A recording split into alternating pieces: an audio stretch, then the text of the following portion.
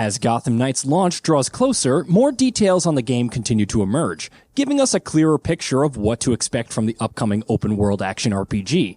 We've spoken quite a bit about the game of late, but there's plenty more left to discuss. To that end, here we'll be going over a few more key details about Gotham Knights that you should know about heading into the game. Encourages multiple playthroughs. Gotham Knights has 4 playable heroes and is a pretty story-focused game. Put those two together and you get a game with plenty of replayability. At least, that's what the developers say. Speaking in a recent interview with Play Magazine, game director Jeff Eleanor revealed that players won't be able to see all the story content in the game in a single playthrough, because there's so much content that is unique to the hero's perception of what's going on and what's happened. Speaking about how that affects the game's cutscenes, cinematic director Wilson Mui said, "Structurally, we're going to have a very similar scene that overall falls into the flow for each character, but each character has their own version of that. So because they move differently, they speak differently, they have different histories with all different characters, it allows us to make a scene that would be their vision of it. If you were to look and play Batgirl, we're going to get Batgirl's version, but if you play Robin, you're going to get Robin's version of the same scene. Some of them are very similar in how they do it, but they're going to have little subtle differences." Court of Owls Underground. The Court of Owls is the primary antagonist in Gotham Knights, and the way the game is implementing them from a design perspective sounds quite intriguing. The Court is essentially a shadowy organization that has secretly ruled Gotham for centuries and has continued doing so through many historical shifts and events. As part of that, the Court has also apparently built a whole underground network beneath the city that takes the form of both separate dungeons and areas, as well as areas that are connected seamlessly within the open world itself. Speaking to IGN, open world level designer director Christoph McMahon said, "What the underground allows us to do is kind of reveal that cross-section of the city. So we have areas like that where you drop in, you keep going, and you see things that you didn't know were there, that you didn't know the city was built on top of." Gotham City details. In building Gotham Knights' massive open-world version of the titular city, developer WB Games Montreal has also ensured to inject plenty of variety, which it has done by tying different parts of the city's history to specific districts. The 5 districts of Gotham City in the game area are tied to the city's 5 founding families, and each has its own distinct visual style, architecture, and level design. The oldest borough, called Old Gotham, was established by the Canes, the industrial Lower Gotham by the Cobblepots, downtown Gotham and Art Deco district by the Elliots, North Gotham by the Arkhams, and the newest, richest, and most modern district, New Gotham, by the Waynes. Every borough also has a signature building of its own that was built by their respective families, and yes, North Gotham's signature building is the infamous Arkham Asylum. Skill trees. Progression is going to be the key system in Gotham Knights. What with it being an RPG, and it does seem like no matter which character you're playing as, you won't be short on options on that front. Each character will have 4 skill trees, offering unique upgrades and allowing players to tailor their playstyle in different ways. 3 out of those 4 skill trees will be unique to each character, while the 4th, called Knighthood, will be common across all 4 and it will be unlocked at a certain point in the story. In total, that gives us 13 unique skill trees across the 4 characters. Momentum abilities. Another crucial aspect of progression and variation in combat seems to be momentum abilities, which are special attacks tied to different combo presses. Momentum abilities, unlike the skill trees we spoke of just now, are unlocked by completing challenges, which will entail doing certain things a certain number of times. Meanwhile, momentum abilities can also be powered up by investing in the appropriate skills, granting advantages that those abilities might not have out the gate. Crime scene investigations. The 4 superheroes who have stepped up to fill the void left behind by Batman are, of course, detectives, as well, just like their mentor, and using those detective skills will also play a part when it comes to the actual gameplay. Gotham Knights players will often run into crime scene investigations, where players will investigate their surroundings and look for clues to get past obstacles.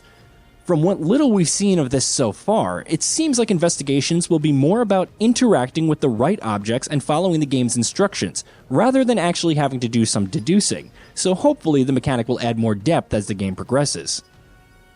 Villain encounters. WB Games Montreal has stressed on multiple occasions now that Gotham Knights isn't going to suffer from the pitfalls that so many open-world RPGs do these days, like level gating.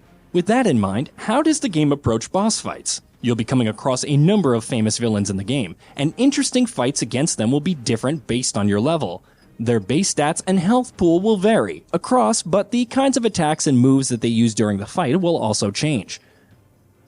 Co-op takedowns. Though you can play all of Gotham Knights as a single-player game, the game is emphasizing co-op heavily, which means there will be some mechanics that you'll be locked out of if you're playing solo. One of them is co-op takedowns, which will see both players working together and combining their abilities to defeat enemies. Apparently, the synergy between both players during combat is going to be an important factor. Speaking to Game Informer, director Jeff Eleanor said, "We'll have co-op takedowns designed to showcase the physicality of the characters working together. Really, there's a lot of synergy in how one's hero's abilities influences the fight versus another. Nightwing is the strongest indicator of this. A lot of his abilities are about having buffs for his friends and protecting others."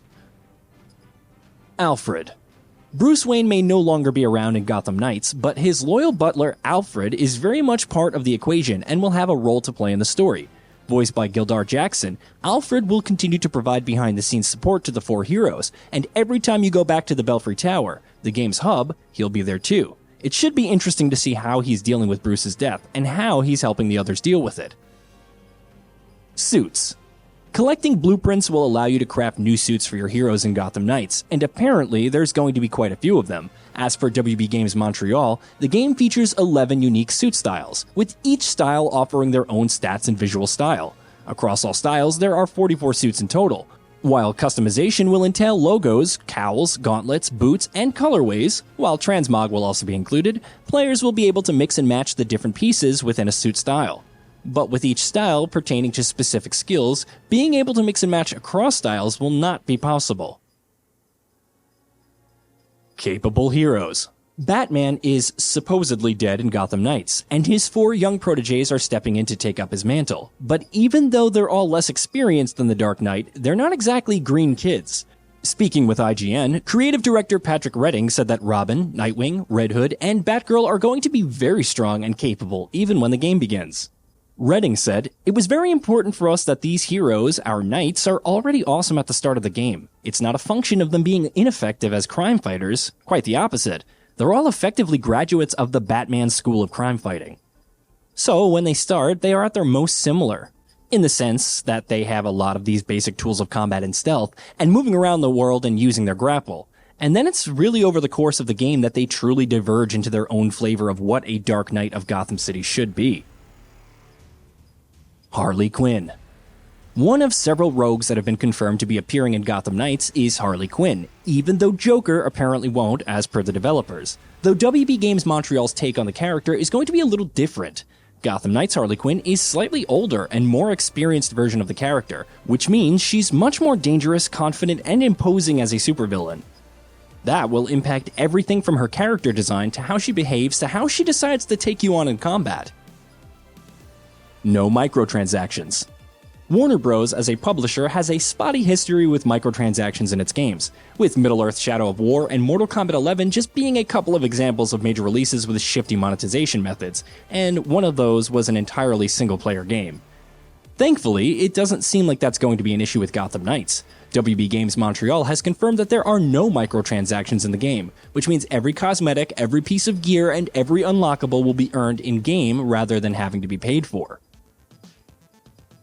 PC features.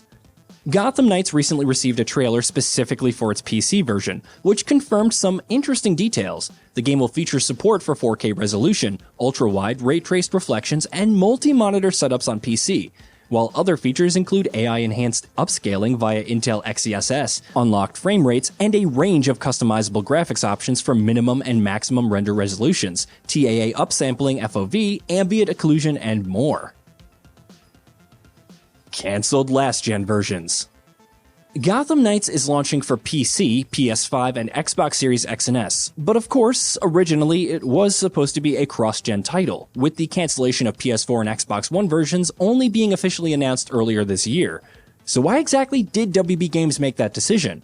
According to executive producer Floor Marty, the game's scope and scale meant that the development team ended up prioritizing and focusing on the current-gen consoles rather than trying to make the game work on last-gen machines and sacrificing important elements of the experience in the process. Whether or not that was the right call is a question we'll only be able to answer once we've actually played the game. But thankfully, it won't be too long before that happens. Hey, did you know that we at GamingBolt upload new videos every day? Stick around, drop a like, subscribe, and hit that bell. Let us know what kind of content you'd like to see in the future with a comment below, and be sure to check out our new channel, GB Plays.